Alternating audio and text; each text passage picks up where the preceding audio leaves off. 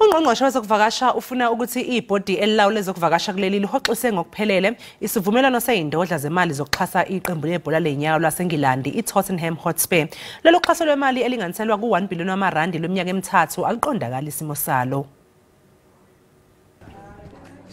Ungqongqoshe omusha wezokuvakasha uPatricia de Lille uyalele ngokucacile ibhodi lengamele ezokuvakasha iSA Tourism ukuthi isivumelwano seyigidi zamarandi behlongozwa phakathi kwayo kanye neqembu lebhola lase-England kuzofanele simiswe ngokukhulu ukusheshsha.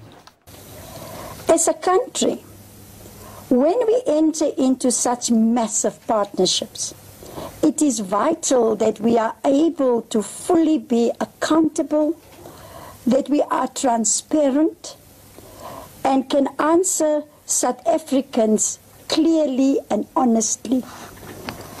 So based on the board chairperson's interim response that I received this morning, my advice to the South African Tourism Board is that this proposal may as well be stopped completely. Obambe njengesikhulu esiphezulu ku-SA Tourism wenqabile ukwenaba kabanzi ngodaba lwezivumelwano seyigidi zamarandi kodwa uvumile ukuthi ibhodi linayo incwadi eqhamuka kungqongqoshe efuna izincazelo ezicacile.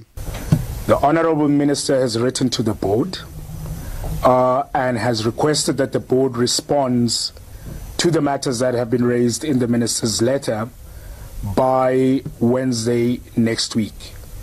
Therefore, in terms of the content of the letter and the issues raised by the minister, I am not in a position to respond to that until the board has responded to the minister. So I'm not going to comment on those particular issues. Ungqongqoshe uPatricia de Lille akajabule ngesimo esenzeka ngaphakathi kulesi sikhungo esengamele ezokuvakasha njengoba labo abasesikhundleni eziphakeme ngaphakathi besula ubuthaphuthaphu.